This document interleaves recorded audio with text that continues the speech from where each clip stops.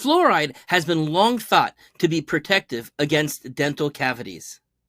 But some people are concerned about fluoride in the water, especially those who drink lots of water as opposed to other beverages. They get more of it.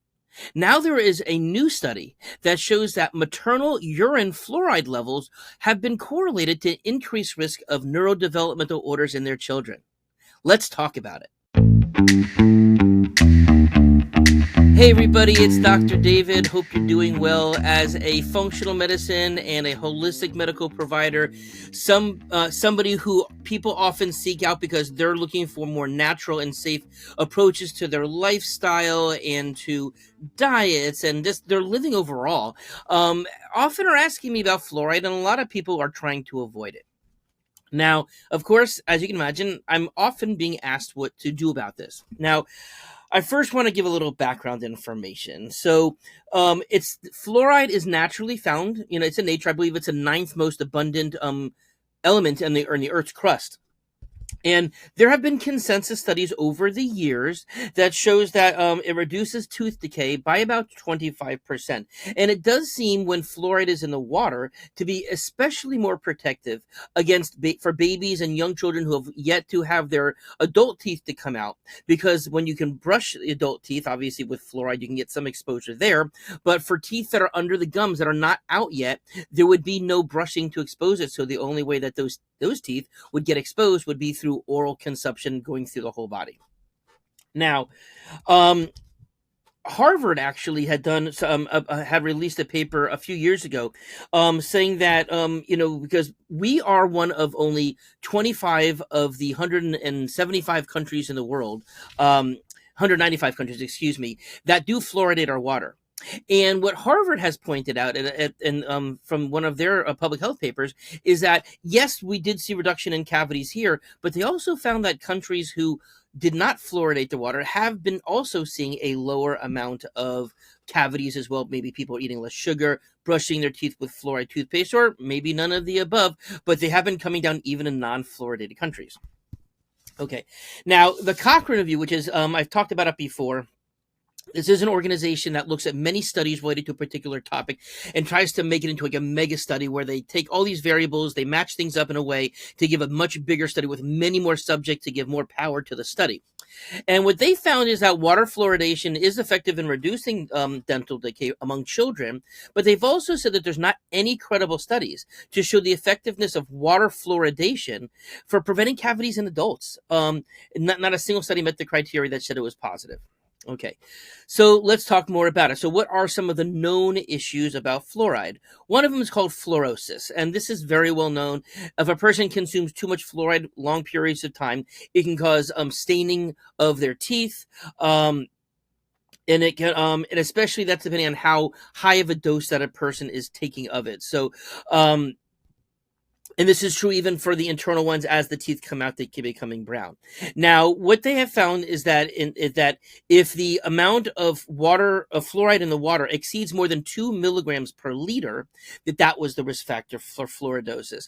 And in 2010, as a response to this, the U.S. Center for Disease Control determined that 41% of adolescents aged 12 to 15 back then had dental fluoridosis. So these were in people over a 5-year period from 1999 to 2004, 41% of adolescents had evidence of this fluoridosis. Okay, so they did make some recommendation changes of having water be no more than 0.7 milligrams per liter, as opposed to the 2, which is where they found the risk to be at. The risk to be at.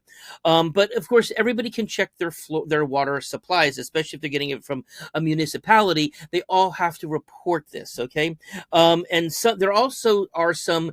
Depending on the geographic location, because since it is naturally found in the earth and therefore potentially in feed, potentially in water itself, that the fluoride level can vary very dramatically from one community, one geographical location, and another one. The U.S. EPA, the Environmental Protection Agency, says that up to 4 milligrams per liter is allowed. So after that, it actually has to get completely kicked out. We said 2 was what causes the fluoridosis. We're talking a little bit of what higher doses may be doing. Now, 73% of the United States, of all the community water systems, is fluoridated. Okay, so most have it. Now, here in Hillsborough County, Florida, they do not allow more than 0.7 parts per million fluoride, and that's the equivalent of the zero point 0.7 that is now being recommended for that. So, and 2 liters of water, which most people aren't drinking, 2 liters has about 67 ounces. So some people are drinking more, but that would give 1.4 milligrams per day total. And it's felt that that is the amount to prevent tooth decay. And that's according to the Department of Health and Human Services. So we've now said that this is what may be protecting against dental, but what more than that? The question, of course, is fluoride safe? Okay.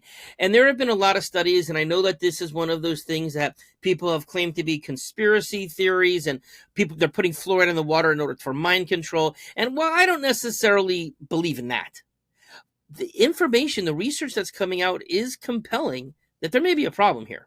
Okay, so in 2019, Dr. Philippe Grandjean, and he was an adjunct professor of environmental health in the Harvard School of Public Health, and he had reviewed studies, and the paper that he produced had looked at 3 recent prospective studies. That means you see how much is in there, and you look back. This isn't a going forward. That's a prospective study. This is a prospective study. Excuse me. Sorry, I said that wrong. Retrospective is looking back. Prospective is looking forward. And they were looked at 3 different communities in Mexico and in China, these 3 studies, with individual exposure data. And they were looking for early life exposure in particular. And the reports supported the notion that elevated fluoride intake during early fetal development, can result in IQ deficits that may be considerable. Okay.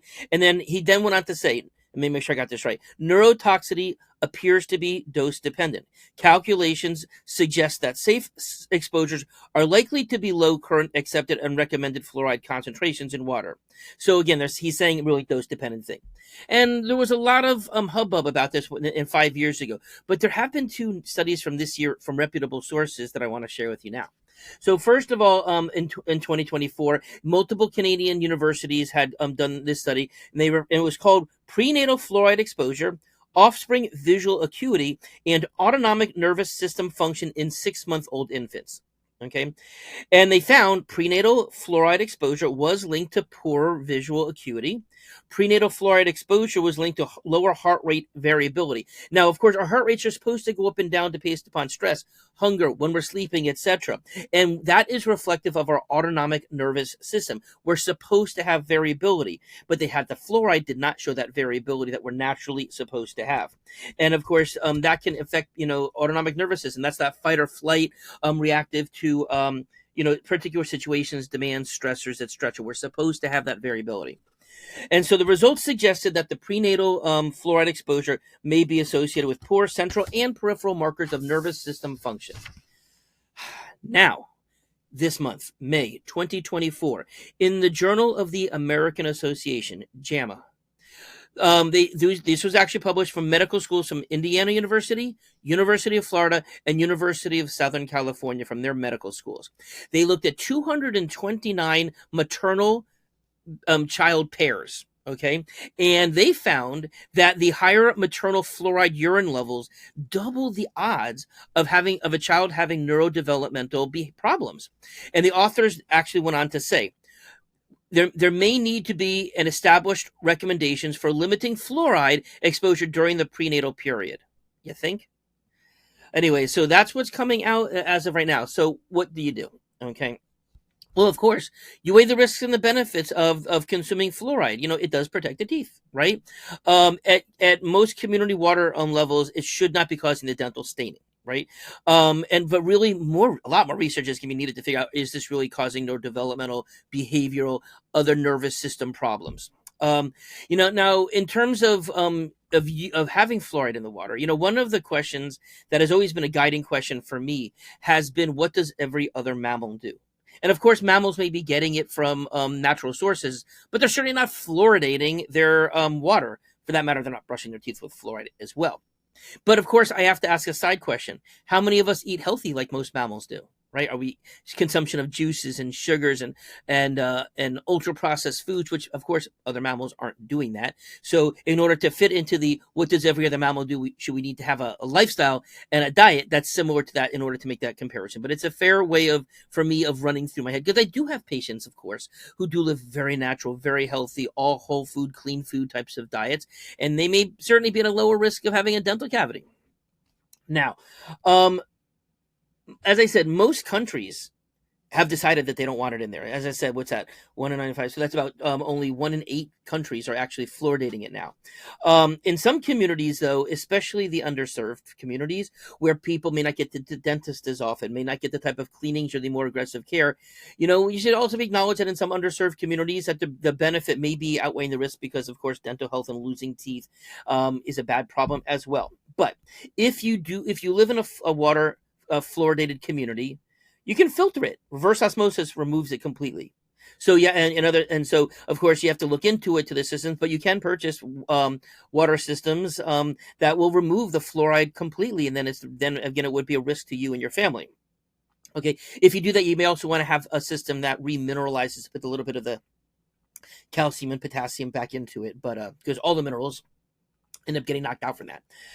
Now, of course, if you are using fluoride toothpaste, of course, make sure it's being spit out. That's our concern in babies. That's why they say don't use more than a small pea size worth. If you're using fluoride toothpaste on a toothbrush, of course, with infants, we don't have to use toothpaste. We can use just water. And of course, there is non-fluoridated water as well. Okay.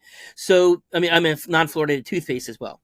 So, you have some information, but the fact that there are major studies that are now coming out, and again, these are relatively small studies, 229 people. That's not a huge study, but it is in JAMA, and I take that, I do weight that more because of the of who JAMA is, the American Medical Association, knowing that they're a lot more often pro things like fluoride. So the fact that the AMA is having this kind of thing published, it grabbed my attention some, and in part led me to want to make this make this video and share it with you. So, hopefully you learned something. Please share it with other people. If you like this, please subscribe to our YouTube channel, become a member on Patreon, where you can have access to all of my holistic primary care protocols and lots of other videos that we put in our education library. So hope you have a great day.